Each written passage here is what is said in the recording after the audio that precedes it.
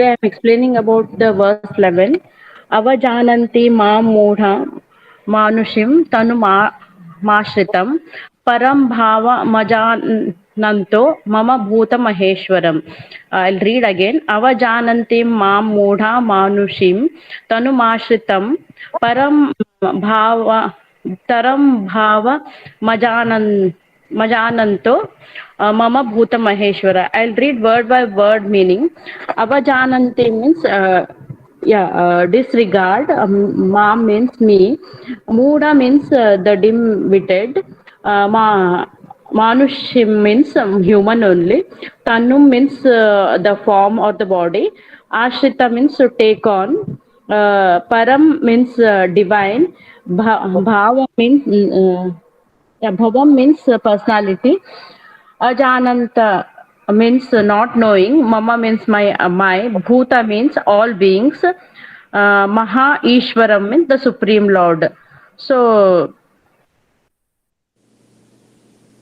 the translation is when I descend in personal form, deluded persons are unable to recognize me. They do not know the divinity of my personality as the Supreme Lord of all beings. So, example, the Satya Sai Baba, Shirdi Sai Baba, Lord Shri Krishna, they take avatar on the earth. And some people, they won't recognize them as the avatar Purusha. They treat them as a normal human being. So why they are unable to recognize, that is explained in this verse. In the previous verses, it was said that it was said that he just created the Prakriti and this world. Everything runs on some set of rules. Kalpadaya Kalpakshaya means he creates again the world, the Prakriti.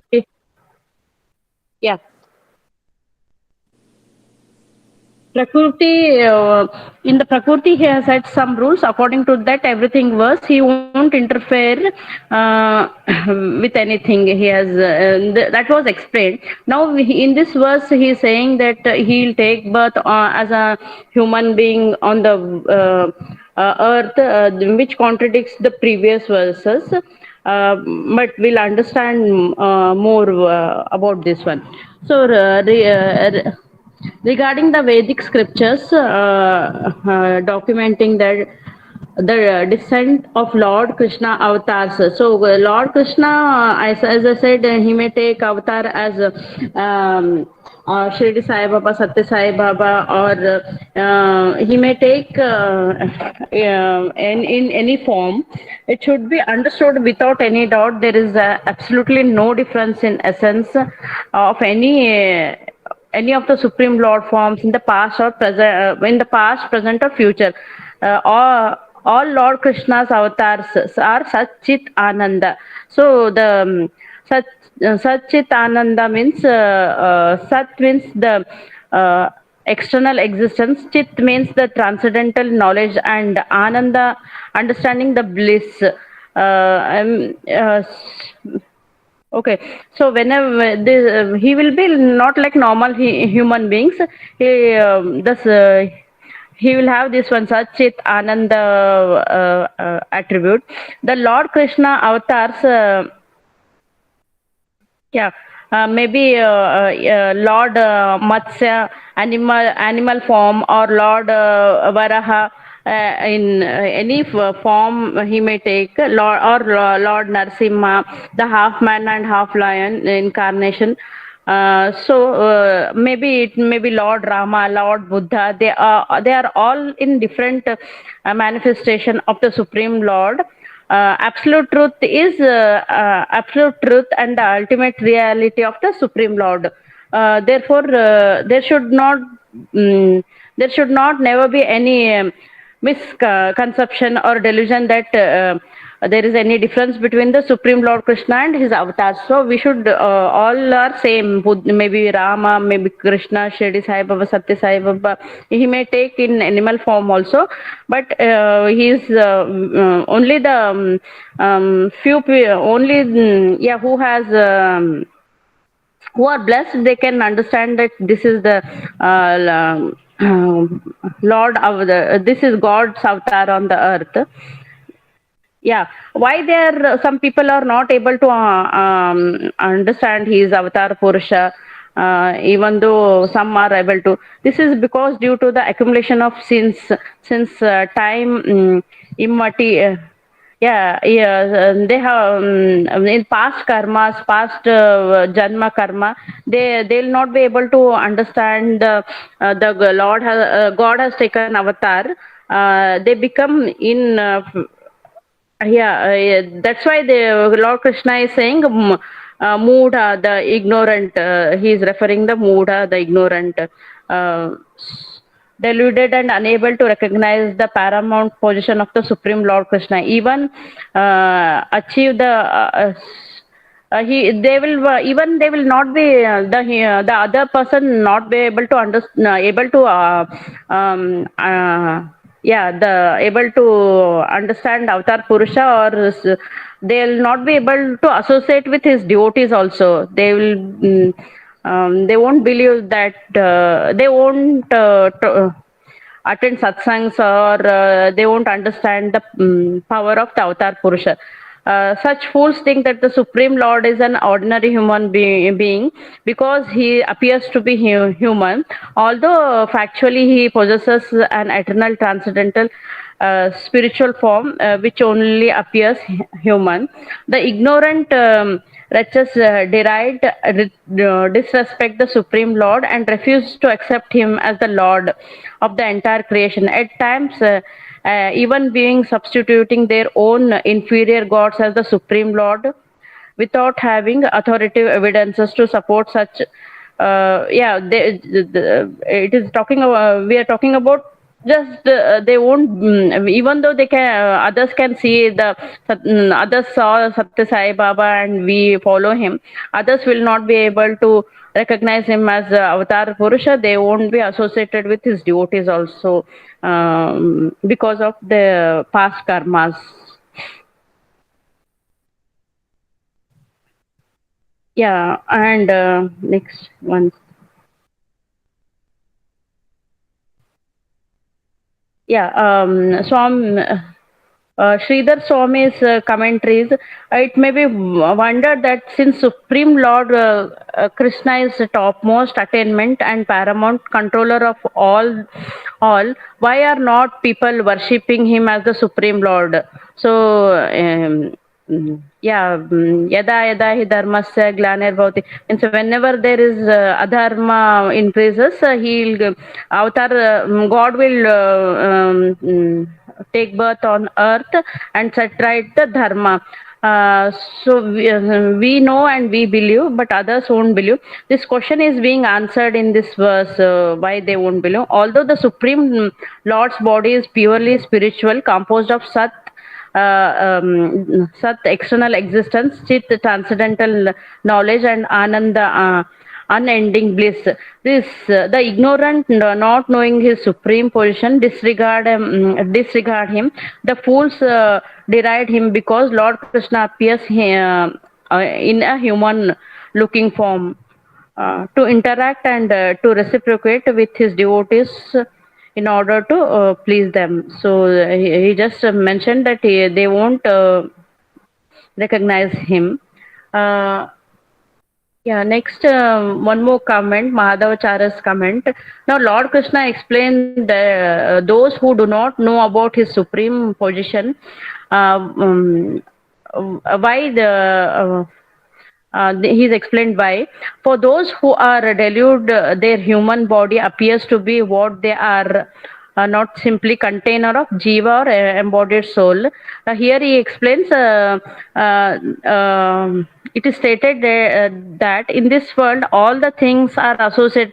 I think Sai Swarup has explained the body is contains five gross elements of the It is contains five gross element: earth, water, fire, air, ether, as an ordinated by the will of Supreme Lord, who is the sole source of all creation. So it is just the container of soul or embodied soul.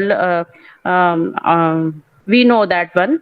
It contains. It is composed of five gross elements: earth, water, fire, air, and ether. The Supreme Lord Krishna is Paramatma, the Supreme Soul, residing with all living entities, as the as the eternal witness of everything. He exists in the with the form. He exists without form also. Um, he is the giver of blessings, boons. He is the master of unmanifest power, which regulates the destruction and creation. So Madhavacharya commentary about this verse, he has said that it is just a body is container of the soul, and it is composed of five elements, and Supreme Lord Krishna is Paramatma, Supreme Soul. He controls everything. He is the master. He will give the boons, and uh, yeah, he is the master of unmanifest power. He is explaining in this. His comment about this verse is this. Yeah. Yeah, one more is according to Rig Veda, apashyam gopam anipadyamanam. So we tiny souls also possesses forms. If one holds that God cannot possess form, then corollary is that he has even less power than us. So we think that if God if we compare to ourselves, he may have less powers. We may think for a God to be perfect and complete, he must have both attributes to his personality, a personal aspect of a personal aspect and formless aspect. According to Rig Veda, he is saying he may be born as a normal boy also, and he will have all the power. Even though we may see him as a normal human being, he will have the all the power. That is Satchit Ananda. He look like. In other Bhagavad Gita verses also, it is explained that he'll take birth and he will have all the powers. Um, uh, Yeah, I just read the when I descend in my personal form, deluded persons are unable to recognize me. They do not know the divinity of my personality as the supreme lord of all the beings. So, any questions? Um, Mani uncle, I'll read the till 11th verse at the end after Sai Swarup's explanation. I'll read till 11 verse, from first to 11 verse, the shlokas.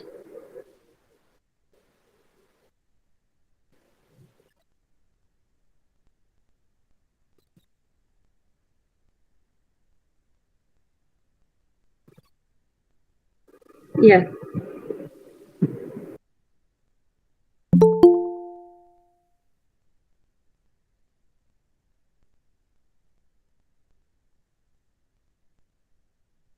Sairam, let me just present quickly. Uh, am I audible, Sairam? Yes, yes, we can hear you. Sairam.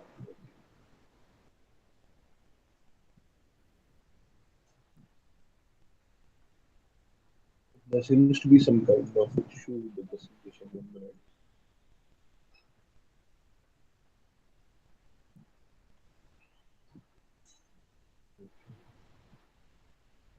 Uh, 1 minute, Sairam. So I'll start my session as Uncle mentioned. I'll start with the one verse from chapter 3. We were looking at chapter 16, Sairam, just to recap. So we were looking at the three ways to describe God and the eight aspects of God. Then after that, we were looking at what is the true meaning of devotion. Then now we have one more topic, which is the value of systematic practice and why Om should be chanted. At again, Swami emphasizes for the third time now that why the chanting of Om at the last moment is important and how it grants liberation. And then I think that will be for today. That is the chapter 16 ending. So we'll continue with chapter 17 next week. So first, let me just start with the shloka. Sairam, chapter 3, verse 43. So, एवं बुद्धे परं बुद्ध्वा संस्तभ्यात्मानमात्मना जहि शत्रुं महाबाहो कामरूपं दुरासदम्. So, evam buddhehe param buddhva samstabhyatmanam jahi shatrum mahabaho kamarupam durasadam. So, actually, Swami was talking about the control of the senses at the ending of the last session. So, I just thought this would be relevant this week. So, evam is again, it means thus. Buddhehe means than the intellect. Param is superior. Buddhva is knowing. Samstabhya is to subdue or to eradicate. Atmanam is to the self, to the lower self, and which is the senses, mind, and intellect collectively is considered as the lower self by Swami. And then Atmana is the higher self or the soul, the Jiva Atma. So Jahi is again to kill, and Shatrum is the enemy. Mahabahu is Swami refers to Arjuna as Mahabahu or the big, the mighty armed one. Kamarupam is the in the form of desire, the enemy who is in the form of desire. Durasadam is formidable. So what Swami says is, uh, knowing the soul to be superior to the material intellect, O mighty armed Arjuna, subdue the lower self, which is the senses, mind, and intellect, by the higher self, is the strength of the soul, and kill this formidable enemy called lust. So then, what Swami says in Gita Vahini is, uh, here readers should fix their attention on what the Lord told Arjuna. The Lord spoke of control of the senses and not their destruction. Control means under one's behest, obedient to the will. Destruction means denial of activity or full inaction. So the Lord said this of all the senses, not just one or two. So people must keep all the senses under control and use them only for the purposes which they have been devised or to be fulfilled. They should not be let loose just because one has them. Give them the function that they are designed for, but do not allow them to master you and ruin you. Let them work strictly on regulated lines. This is the Lord's intention here. So Swami clarifies that we should not completely be inactive or we should not deny activity. So Swami says the senses should be under one's control. That is, whatever one dictates, whatever the soul dictates, that is what the senses should follow, and that is the actual meaning of the higher self dominating over the lower self. And what Swami says is not that we should completely be inactive, but rather work in a way that the senses only work for the purpose that they have been designed for. So this is what Swami says to us. Then Swami expands on the same. There is another thing. You must yourself reason out and discover what exactly will expand your heart and what will breed disquiet. Then hold fast to the former and give up the latter. Or else, straying in devious paths like an insane ape, you will have to twist and turn in confusion. What is the cause of all the troubles and discontent to which many are being subject nowadays? It is the improper use that they make of the senses. So here Swami says that we should be able to discriminate like a swan, like how the swan separates milk from water, the hamsa that can separate milk from water. We should be able to discriminate which will actually expand our heart and which will actually make our heart calm rather than making more chaos. And we should hold on to whichever causes the calmness or the peace, and we should avoid which causes more conflict. And then Swami says, this is the reason why, this is exactly what we are missing, so that today we are having all kind of trouble and all kind of discontent that we have in life. So then Swami says, you should decide carefully, and you should decide and carefully watch out for who the proper people are to enter through each door of your home. Those who must enter by one door must not use some other door. If they do, then that house will only have discontent, confusion, and disorder. Here, Swami says again that if people are people in your home are able to enter through one door, then they should be not entering through another door, so that if they do that, then there will be more confusion. It is wiser to take precautions against such disorder before entrance is effected than deal with the intruders after they have come in through the wrong door. You may excuse the trespass for the first time, but certainly you must take enough care to see that it is not repeated. That is the better method, although not the best. Again, Arjuna felt a doubt arising in him, and he wondered how, if the senses are bound, Om could be pronounced. Krishna understood this. He took up the matter himself. Arjuna, Om has to be pronounced in the mind, not through the mouth as a sensory organ. Next, Arjuna raised another question to relieve himself of another doubt. You said he who does the repetition of the name has no sin. Jabato nasti patakam. But if repetition cures one from sin, what happens to liberation? Evidently, repetition is powerless to bring that about. Repetition will not enable one to concretize the Lord. So here again, Arjuna starts asking doubts. Like he says, if we control the senses, then how can Om be pronounced? So Swami says that just what TGK uncle also repeats in many of his sessions. He says that what we should uh, contemplate on the Lord within our hearts rather than experiencing it through the senses. We should experience Him in the mind or in the antakarana rather than externally. And then Swami also, Arjuna again asks another doubt, saying that if someone keeps repeating the name, they can be removed from all kinds of sins. But what about liberation? Like even the repetition cannot bring that. Repetition does not have so much value that it can bring liberation directly. So how can this happen through repetition? Then the Swami was actually happy when Arjuna asked this. So Swami says, Partha, your question is important, but let me tell you, liberation need not be sought after separately, apart from other objectives. If Om is recited and the significance of the Om, that is to say, the Lord is meditated upon, then the Lord is attained by you. In other words, you are liberated. Arjuna insisted on this point again. He says, Lord, can repetition bring about both results? Of course, it is easy for you to declare so, but trouble starts when we follow the path of repetition and meditation. Krishna replied, it is just for this purpose that I mentioned at the very start about the value of systematic spiritual practice.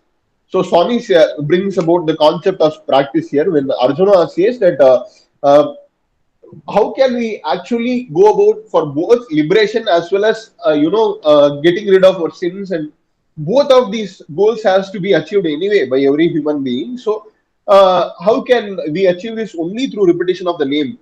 And he also says that through repetition and meditation, it is not so as easy as you declare, since we have to face all kinds of obstacles when we get into the actual the practice of it. That is the actual in the actual when we go into the actual activity of doing the contemplation on the Lord, we go through a lot of obstacles. So it is not very easy as you declare. So Swami says that that is why systematic practice has to be followed. Practice, steady practice will ensure you both results, liberation and freedom from sin. Probably you do not realize the importance of practice. Oh foolish Arjuna, do you not see how practice makes an animal execute difficult tasks? Look at those horses yoked to your chariot, these elephants ranged on the field.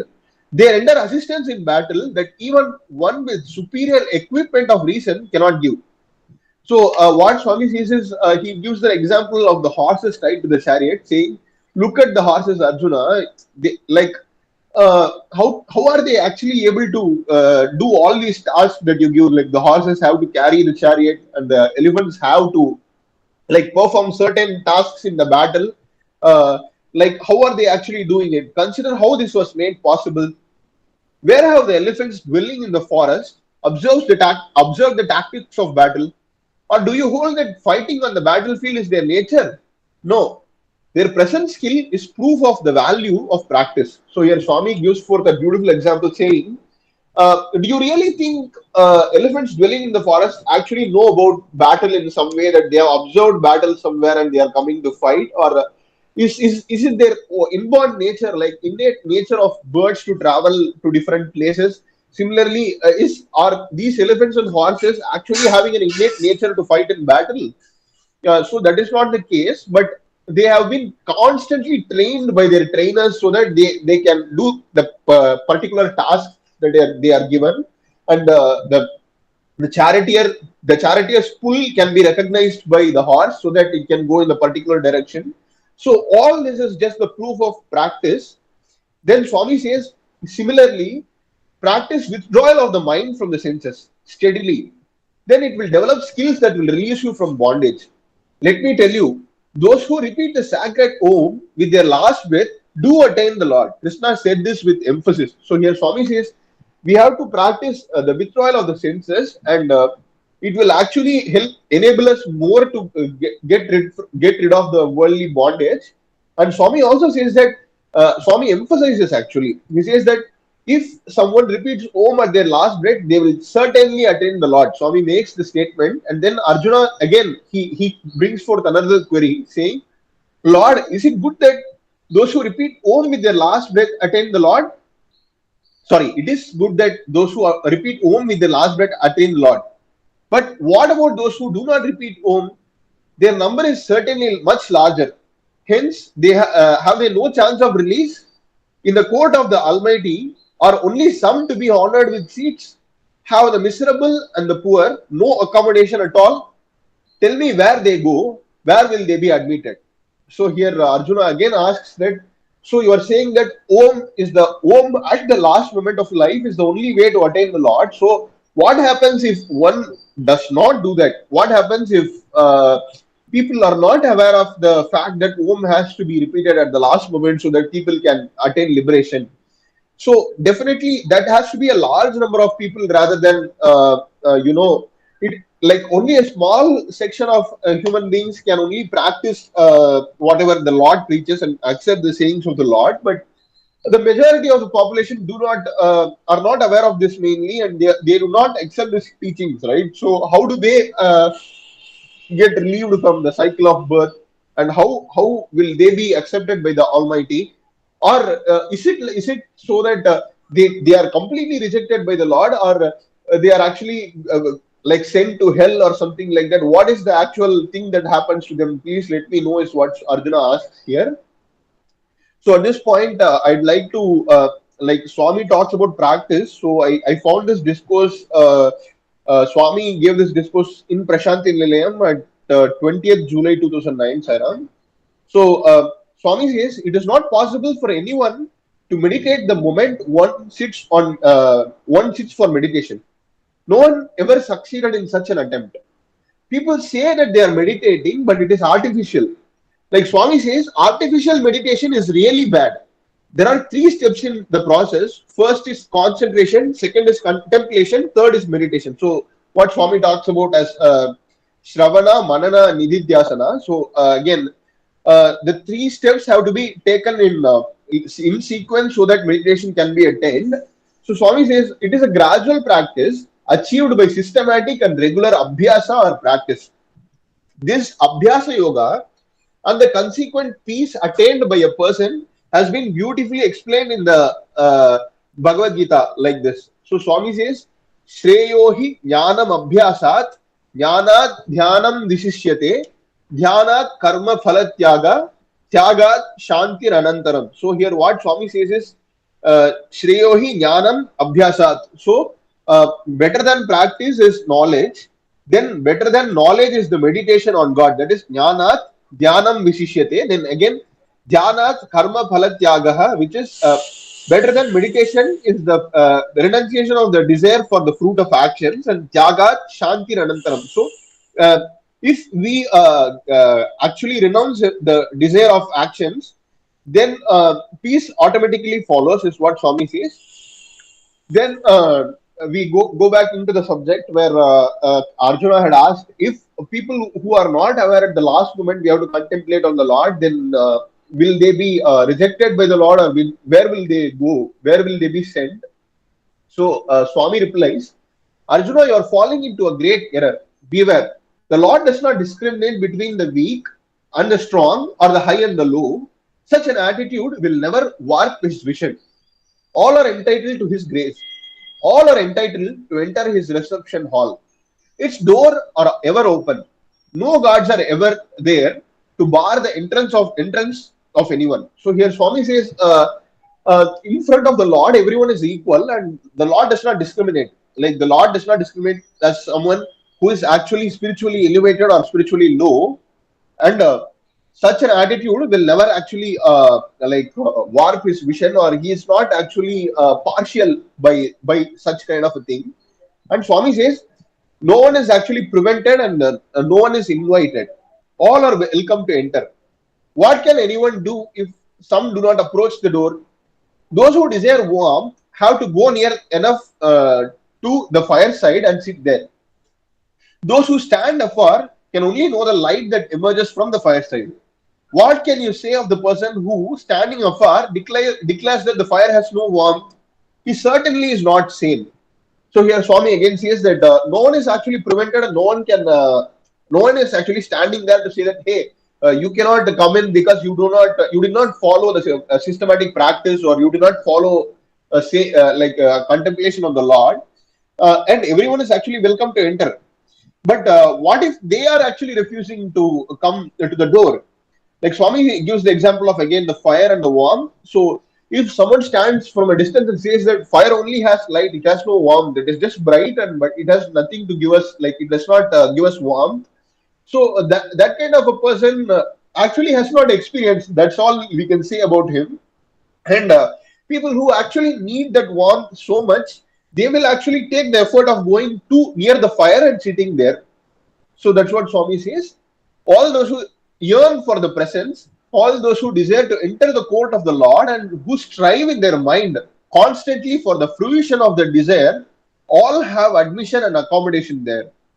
So Swami says, whoever have that kind of a craving, so that they can actually go close to the Lord, they will do whatever it takes to go close to the Lord, and whatever it takes to achieve their goal. And they all have admission. No one is actually rejected. Everyone can come in, and not everyone can repeat Om at the last moment. And that is why the constant remembrance of the Lord is said to have the power of inducing the Lord to bear the burden of your happiness here and hereafter.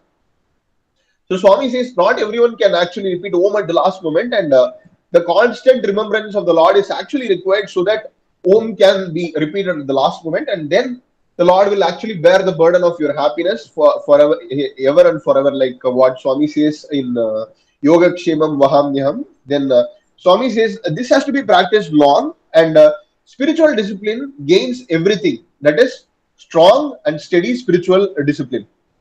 Swami says this has to be practiced over a period of time till death.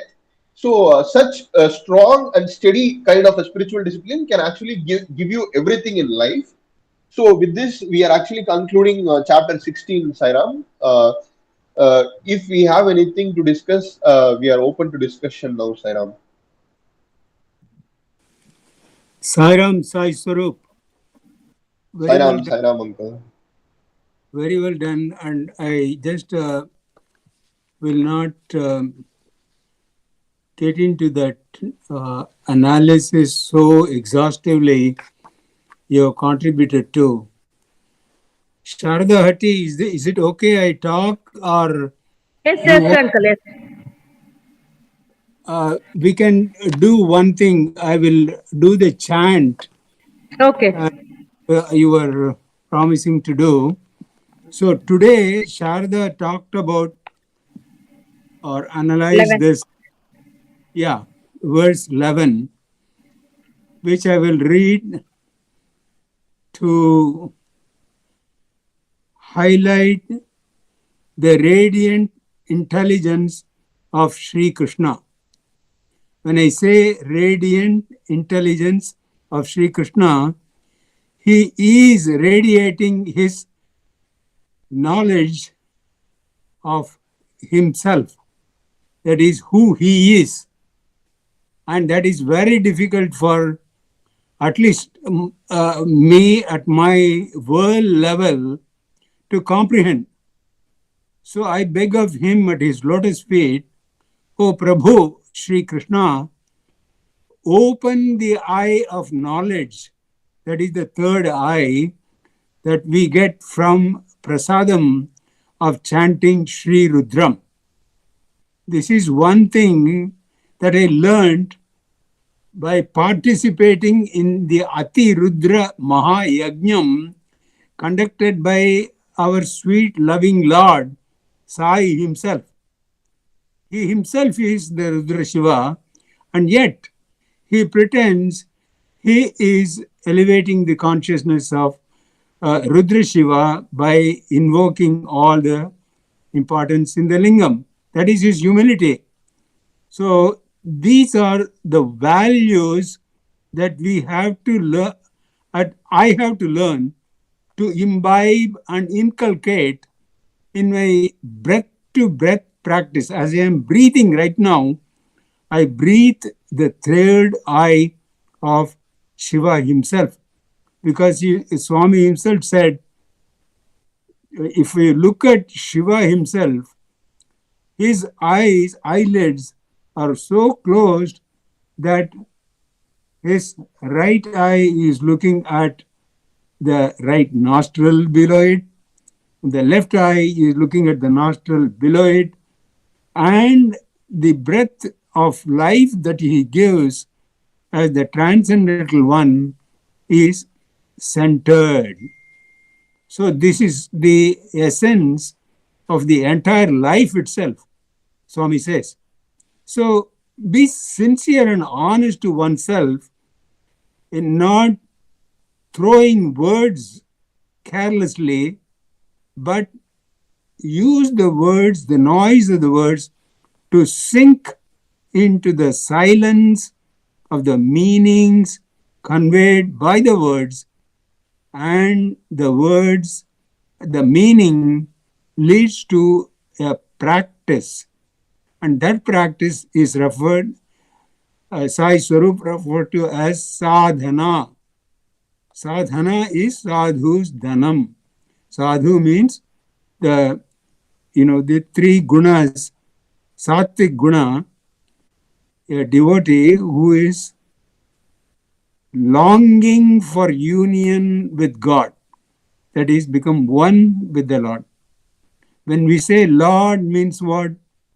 The one who is managing all the situations in the universe, not just that individual only. The universe consists of the individuals. Therefore, one does not have to become frustrated or anything like that. All that one has to do is, with faith, go into the heart, which is where Sri Krishna is, and sit close to his lotus feet and meditate on his lotus feet. So this is why he says in the verse 11, Avajananti mam mudhaha manushim tanumashritam tanumashritam param bhavam ajananto mama bhuta maheshwaram. So there are combined words, and they can be made simpler by separating, just like I did. Avajananti. Jananti means to know. Avajananti means those who disregard. Disregard, what is the example we can have for disregard? Arjuna, who is a representative like us in the world. And in the first chapter, Arjuna Vishada Yogam, what is Arjuna doing? he is disregarding that Sri Krishna himself is the Avatar Mahapurusha. He is the one who is conducting the life in the entire universe at the universal level, which percolates into the individual levels. So his own existence depends on Sri Krishna, who is standing lock, stock, and barrel right in front of him. How much can the Lord do to convince, hey, I'm here to take care of all these things, don't worry, just surrender to me. Surrender, what does surrender means? Just sit at his lotus feet and thank him with all the heart. Just like Jesus Christ did. Love thy heart, love thy Lord with all thy heart. So in the heart, there is nothing else. Krishna's flute, is there anything in it? It is hollow, nothing. When Krishna himself, his instrument has nothing in it, how dare we can put something into our instruments, namely the mind? So Swami says, thy mind. So let it become Vairam, that is diamond. Right? So these are all the things that each one has to tell, like a little story, and be sincere about it. What does sincere mean? Sincere. Sin means forgetfulness that I am divine. That is sin. That I am not God. If one keeps refusing, which Arjuna is doing, ignoring the presence of the Lord right in front of him, who has come to tell him, hey, I'm living right in your heart. It is because of me you are living. And he has no faith in it. And he keeps rattling, and he almost tries to convince Krishna, no, you listen to me, Krishna. So then second chapter, Krishna takes over and just gives him in twofold approach the entire saga of life. Right? We did that, and I did it with so many verses from 1 to 72 and all that. But now, at this particular moment in chapter 9, Rajavidya Rajaguhyam, the royal secret, avajananti means they are disregarding. Mom, me. Mudha, fools. Who are fools? Fools rush where even angels fear to tread. Yeah? So keep telling these things to your own self. Am I with the fool in me, or am I with the divine, knowledgeful person, Sri Krishna, in me? That each one has to do that homework. Nobody can do that homework. It is so simple, this homework. That's why Sai Swarup was telling that it is not easy to remember Om or God or the Creator at the last moment when the life leaves the body. Everybody now has a body. Everybody keeps claiming, oh, this is my body, my body, my body, my body. See, even in this, what you call as in this platform, on this page, everybody's face is so importantly projected. Is that so important? Out of all the faces that is on the screen, I just look at Shiva. He is the controller. He is managing the entire universe by just putting his eyelids down, meaning I have nothing to share in the external world. All that I manage is within me, and that is his Sushumna that is neither Ida nor Pingala, that is neither the left nostril breath nor the right nostril breath, which can keep changing from one to the other. My focus for a first few breaths, I may be as if I am with Ida and Pingala, and very quickly I transcend. Transcend means what? I don't listen anymore to the sensory sights. Sights means S-I-G-H-T, sights. I don't see outside of me. I see within me. That is the whole idea of chanting Sri Rudram. It's not a rushing, pushing, hushing, and killing one another to finish the chanting in 20 minutes or 21 minutes or anything like that. Please go. I invite you most politely, obediently, and diligently to go and see how Swami has trained the Seva Dals to chant. How many Seva Dals are sitting there? You can't listen to them. I don't want to make it too long for people like Sai Swarup and Sharda who are from India. I'll quickly wrap up very soon. Learn how to chant Sri Rudram such that invoke the presence of Lord Shiva right in your own heart, like Shivalingam. Then you can have the confidence and clarity of who you are. When once you have the association of the true capital I, Swami says, I am I. These are very three important words. I can keep on talking for lifetimes about these three words. I am, I. That is. So, avajananti mam mudha. Mam means what? This me is I am I. They don't understand this. And without my grace, they cannot see me. I am standing right, lock, stock, and barrel right in front of them. And just they ignore me. I have seen in Prashanti Nilayam, Swami is giving darshanam to somebody, and this person is looking this side and that side.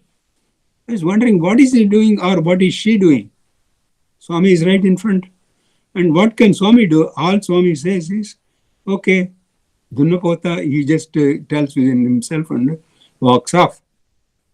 So that is the, what shall I say, mudha, fool.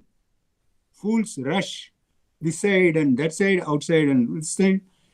And with the result, they lose the inner balance. B-A-L-A-N-C-E. Without balance, you just fall down and injure and hurt yourself, just like I'm going through right now. But Swami is gracing. He says, Bangaru, everything will be, you have to do these things, and then things will take place. The healing will get into place. So this is what Sri Krishna is warning the Arjuna in every one of us, that we're all fools without the sangam, the company of this mom. So that mom is I am I. So avajananti mam mudaha manushim tanum ashritam. Manushim, human beings like us. Tanum, form. Tan means body consciousness. Ashritam, they are refuge. They are living like a prisoner inside their own body, but then they constantly keep on claiming, my body, my body, my body. So that is the arrogance of the ego. So he says, so Manushim Tanum Ashritam. Param bhavam ajananto. Param is a higher bhavam, state or nature. Avajanantaha, not knowing. So param bhavam, very simple kindergarten level of understanding is bhavam, bhavam, bhavyam. What does that mean? Bhavam is, as Sharda was telling, Sat, Chit, Ananda. Sat, that Asatoma, Sadgamaya, that Sat is Bhavam. Bhavam is attitude. Attitude is of devotion. Just like Meera unto the lotus feet of Sri Krishna, or Surdas unto the lotus feet of Sri Krishna, and so on and so forth. So, param bhavam ajananto. Janam, jana means to know. Ajananta means not knowing. It is ignorant. Once again, darkness. There is no light in the heart. So, mama bhuta maheshwaram. Mama, my bhuta maheshwaram, the great Lord of beings. Here, everything is just this one verse. If you just keep it in your heart and share that light and suck on that light, just like you have a candy and you put it in your mouth, a chocolate, and you suck on it, right? With your saliva, you suck on it and get all the great experiences of the chocolate. Very similarly, take just this verse 11, keep it carefully in your heart, throw everything else out, even whatever I have shared with you. Just keep this, and word by word by word by word, go again and again and again and again. That's what Sai Swarupa is telling. Repetition is the sadhana that will help you. At a moment when you lose that inner balance, when you lose the inner balance, then you are no more with the balanced breath. When you are no more with the balanced breath, and the breath walks out of the body, that is what we refer to as the death of the body. Everybody's body is racing towards the burning ghat or the funeral pyre or whatever it is, cremation, etc. We are not worried about all these words and all, but we are very much concerned about where am I, how am I, what am I doing to be with my true self, I. That mom he is talking about, avajananti mom. That's why I'm requesting you most obediently, politely, and diligently, please just write it down on a piece of paper. You don't have to even by heart it, and keep on looking at it every time you lose in touch with it and come back to it. And then gradually you will understand who is this mom that he is referring to. That is the breath that is going into your body and leaving the body and transcending these two incoming and outgoing breaths, just like Shiva is doing. We call him Lord Shiva. What is the meaning of the Lord? That's exactly what the Lord is. The Lordship is. Whatever is managing all the important activities and etc. in the body, in the universe, in all the 7 billion bodies, and so on and so forth. This Atma Katha has been going on right from the day the universe started, some 2+ billions of years ago. So, and it will continue as long as the Lord has designed, has created it to be. So let us just concern each one of us right now here, after having read this. This is a continuously rolling Atmakatha. What does that mean? This is something that is going to be happening every breath until the breath leaves every body. And then, depending on all of the conditions and statuses we have chatted, I have shared in my previous Gita Yajna classes during other chapters like chapter 2 and all those other chapters. What is the use of collecting all so much of knowledge if you don't have any confidence and clarity in your confidence of who you are? What's the use? Yeah, academically, I stood first in the university. I got my president's gold medal. Beautiful. Fantastic. Everybody was clapping hands. Even then, outstanding. Look at Swami. People came to offer him all these top-class medals and prizes and other things. I can keep on wasting your time and my lungs. What did Swami say? Okay, Tisko, he gives vibhuti to them. This is my prize to you. So that cures all the diseases and makes them easy. Sulabhaya, Sushilaya, Venkateshaya Mangalam, we keep saying.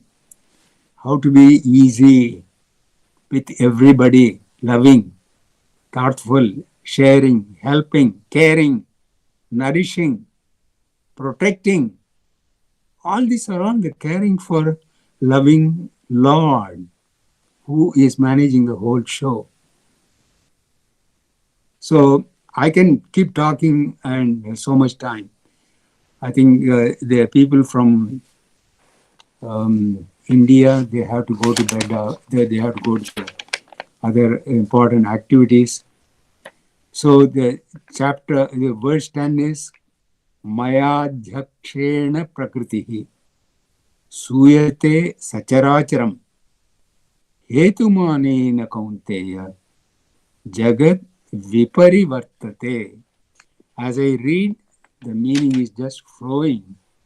Like love is flowing like a river, as we sing during Shivaratri with Swami. Verse 9, Nachamam Tani Karmani Nibadnanti Jananjaya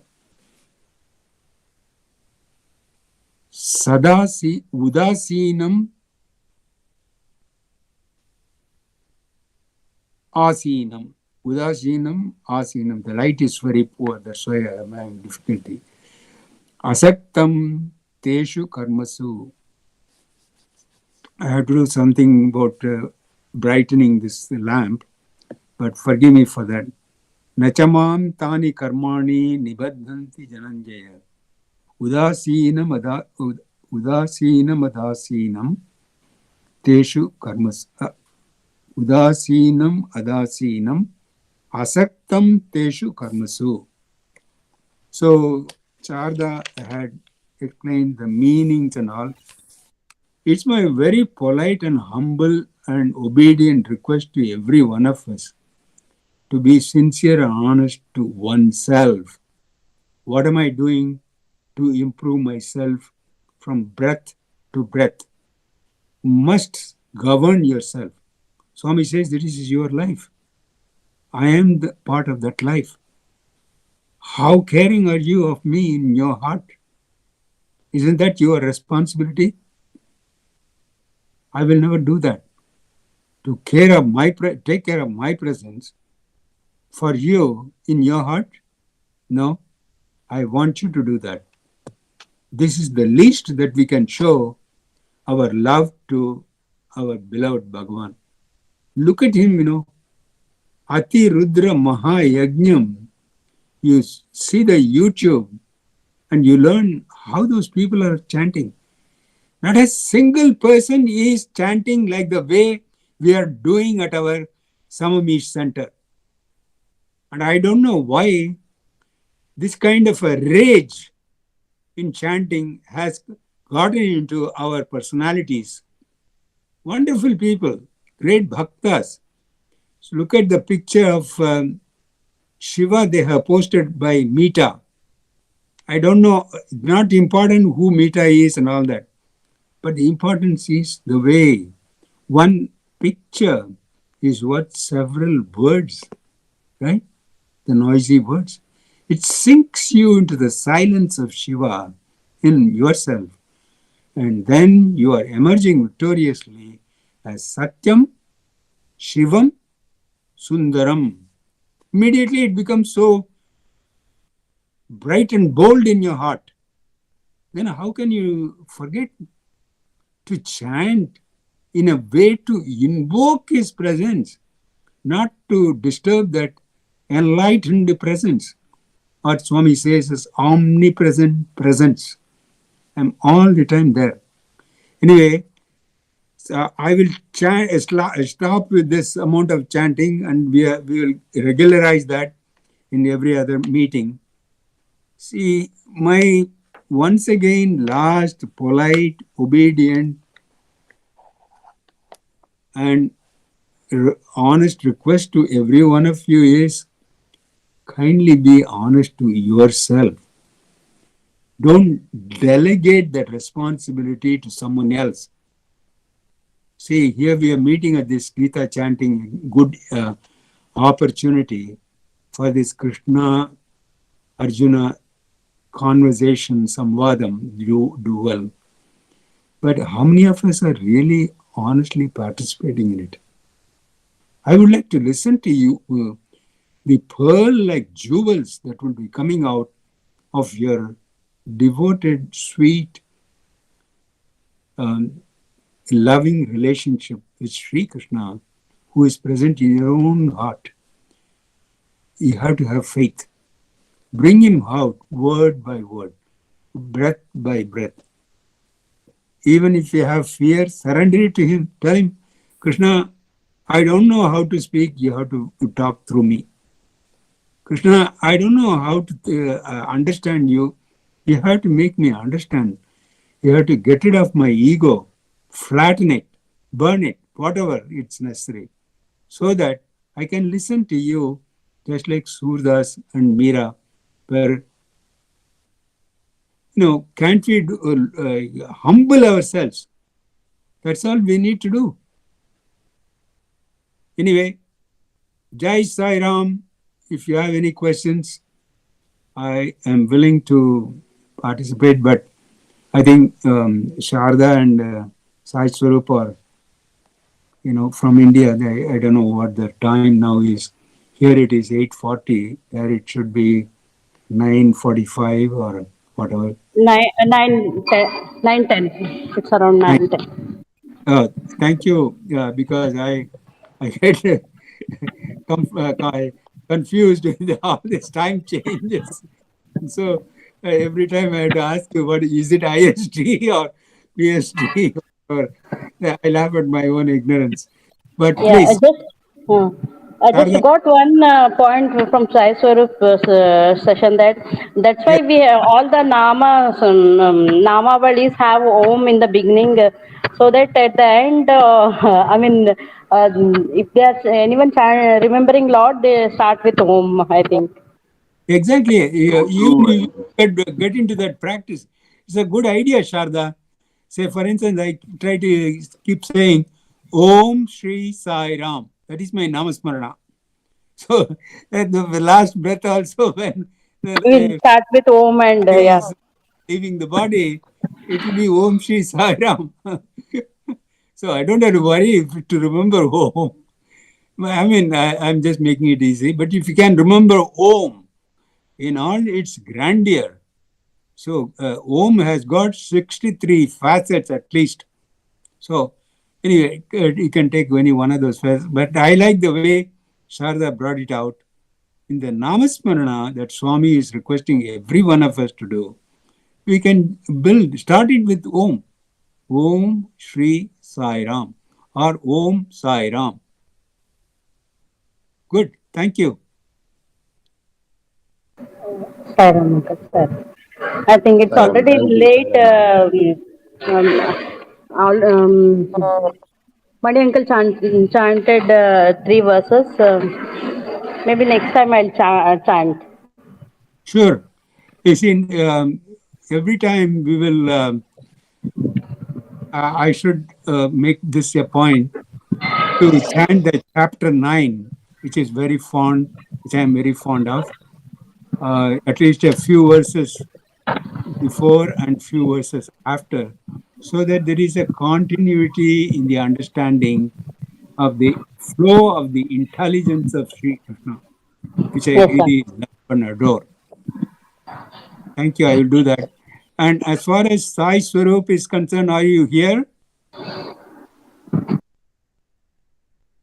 Sairam, Yes. uncle. Yes, yes, uncle. Yeah. So if you can just probably email me or text me what chapter and what verses are you will be relating to in your Gita Vahini rendering, then I can go to Sure. that chapter and read a few verses, couple of verses before and a couple of verses later, so that the flow, you understand what I mean by flow, right? Yes, When yes, uncle. Yeah, I can.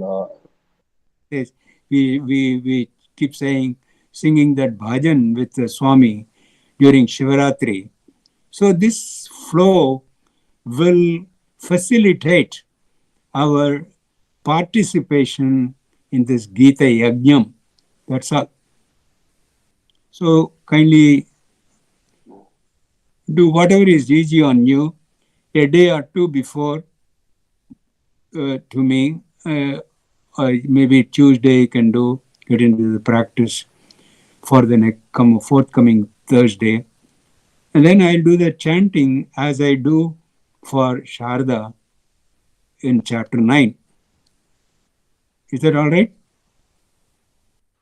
Sure, uncle. I think. Yeah. You? Uh, I'll post on a group or I'll send you the message directly, uncle. Email yeah, might. I mean, it might be missed out. Huh? there is no force or anything. Sure, uncle. Whichever Sure. is convenient and fits into your schedule. Because right now, with all this COVID, this confusion, that confusion, and Zoom and all those kinds of things, we have to, obey all those, non-conflicting times and things like that. So whichever makes it easy for you. See, for instance, I created email in the years of 1980s with some of my Microsoft friends for the very simple reason that you were sitting next to one another in the office and had no time to talk to one another or exchange our notes and things like that. So I said, okay, how do I get over this? Even if I, have the phone that is disturbing, so nobody cares to pick up the phone. So what I said was, okay, I'll have some kind of a device. Then I called this as some kind of a mailing system, interpersonal mail or whatever. And then designed that with using the software I knew at that time and made it happen. And my Microsoft friends, they loved it so much, they called it as Hotmail. That's how Hotmail was born. From Hotmail, this email, um, electronic mail, and blah, blah, blah. IBM then took over and did. So this story is email, you're not standing on the toes of the person that you're communicating to, right? See, when you send a text message and all that, it makes a ping and distracts you and things like that. So this email is so silent. It just is there in your hopper. And every day, all I do is morning, afternoon, evening, I just take a look at the inbox and then respond to it as necessary as I deem fit. It's totally up to you. I'm not commanding or demanding anything. Life is free the way Swami has designed it. It is so wonderful, beautiful, blissful. Enjoy it and do it the way your lifestyle and commitments and priorities, you know, guide you.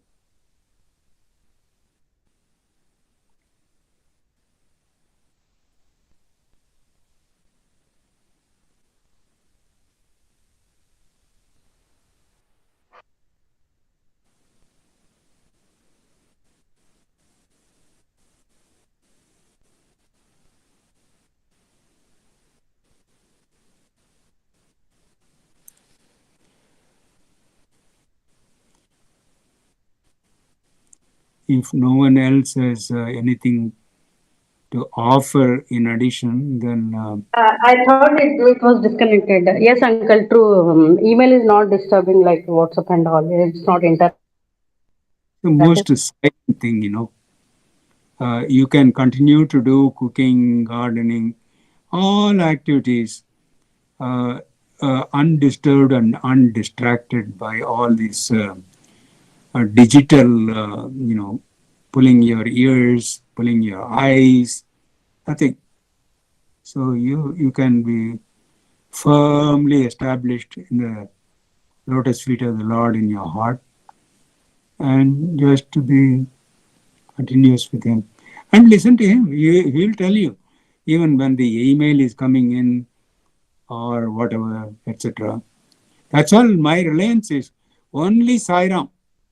Just Ekam Nityam Vimalamachalam Sarvadhi Sakshi Bhutam Bhavatitam Trigunasahitam Sadgurum Sri Sainatham Smarami Dhyayami Vandanam Karishyami and so on and so forth. Navvidha Bhakti. That's it. Pearls of devotion at His lotus feet.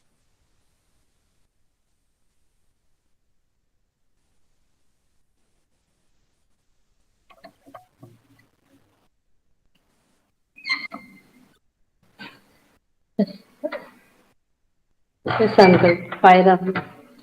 Thank you for details, everything. Sairam. Sairam to all. Thank you. You did so well. Yeah, you and Sai Surup. Sai Ram, uncle. Thank you, Sai Ram. Most welcome. Most welcome. It's the grace of our beloved Sai Ram.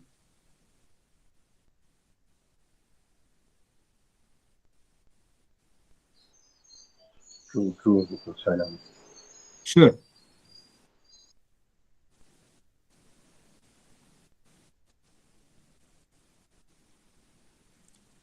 Is any one of you concluding this? Sure, uncle. I'll conclude with Om and Three Shantis. Thank you.